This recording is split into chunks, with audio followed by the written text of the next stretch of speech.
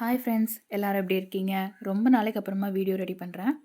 இப்போ இது என்ன அப்படின்னு பார்த்தீங்க அப்படின்னா, ஒரு வளகாப்பு ஃபங்ஷனுக்கு பேக்ட்ராப் ரெடி பண்ணிகிட்ருக்கோம். வீடியோ எடுக்கிறதும் நான், அதே மாதிரி ரெடி பண்ணுறதும் நானுன்றதுனால ஸ்டெப் பை ஸ்டெப்பாக ரெடி பண்ண முடியல. ஓவராலாக வந்துட்டு ஒரு அவுட்புட் மட்டும் காமிக்கிறேன். ஃபைனல் அவுட்புட் இதுதான். இது எப்படி பண்ணுறோன்றதை பார்த்துடலாம். ஃபஸ்ட்டு கூகுள்லேருந்து ஒரு ரெஃபரன்ஸ் பிக்சர் எடுத்துக்கிட்டேன். இந்த பிக்சரை வந்துட்டு நான் அப்ளிகேஷனில் கொடுத்து கிரிட் லைன் ஃபார்ம் பண்ணிக்கிட்டேன். கிரிட் ஃபார்ம் பண்ணுறதுக்கு மொபைல் அப்ளிகேஷனே நிறையா இருக்குது. நீங்கள் அதில் எது வேணாலும் யூஸ் பண்ணலாம்.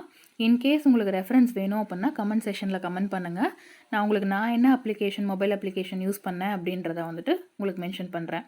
கிரிட் போடும்போது நம்ம மெயினாக நோட் பண்ண வேண்டியது என்ன அப்படின்னா, நம்ம ஸ்கொயர் கிரிட் எடுத்திருக்கோமா, ரெக்டாங்கிள் சைஸ் கிரிட் எடுத்திருக்கோமா அப்படின்றது தான். ஏன் அப்படின்னா, நான் இதுக்கு முன்னாடி வந்துட்டு ஒரு வாலில் காரை வந்துட்டு பெயிண்ட் பண்ண மாதிரி ஒரு வீடியோ போட்டிருப்பேன். அதுக்கும் கிரிட் அப்ளிகேஷனில் தான் யூஸ் பண்ணேன். பட் என்ன அப்படின்னா, நான் வந்துட்டு அப்ளிகேஷனில் செலக்ட் பண்ணது ரெக்டாங்கிள் கிரிட்டு. பட் ஆனால் ஃபஸ்ட்டு வந்துட்டு வாலில் வரைஞ்சப்போ ஸ்கொயர் கிரிட்டை வரைஞ்சிட்டேன். அதுக்கப்புறம் தான் வந்துட்டு எனக்கு ஞாபகம் வந்தது, நம்ம ரெக்டாங்கிள் கிரிட்டை செலக்ட் பண்ணியிருக்கோம் அப்படின்ட்டு. அதுக்கப்புறம் சேஞ்ச் பண்ணேன். ஸோ இந்த தடவை என்ன பண்ணேன் அப்படின்னா, அப்ளிகேஷனில் செலக்ட் பண்ணும்போது ஆட்டோமேட்டிக்காக வந்துட்டு அது ரெக்டாங்கிள் கிரிட்டுக்கு தான் போச்சு. பட் நான் வந்துட்டு கிரிட்டோட number of rows and columns adjust பண்ணிவிட்டு ஸ்கொயர் கிரிட்டாக மாற்றிட்டேன்.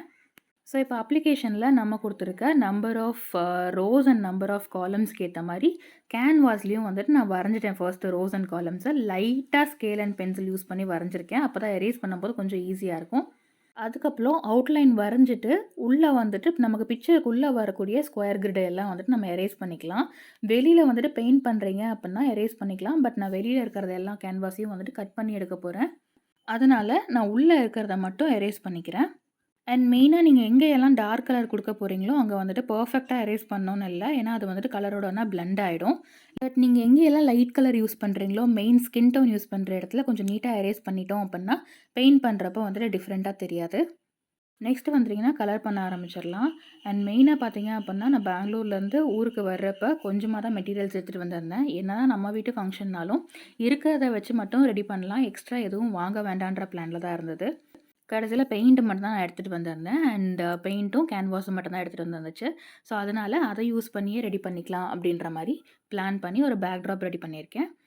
கலர் பண்ணிவிட்டு பிளாக் கலர் அவுட்லைன் கொடுத்துட்டு இன்கேஸ் எங்கேயாச்சும் டீட்டெயிலிங்கோ இல்லை வந்துட்டு நமக்கு கலர் எஃபெக்ட் கொடுக்கணும்னாலோ அது வந்துட்டு ரெடி பண்ணி எடுத்தாச்சு. எப்படி இருக்குன்னு கமெண்ட்டில் சொல்லுங்கள். கூடயே இருக்க மெட்டீரியல்ஸ் யூஸ் பண்ணி வேறு என்ன பண்ணியிருக்கோன்னு நெக்ஸ்ட் வீடியோவில் பார்க்கலாம்.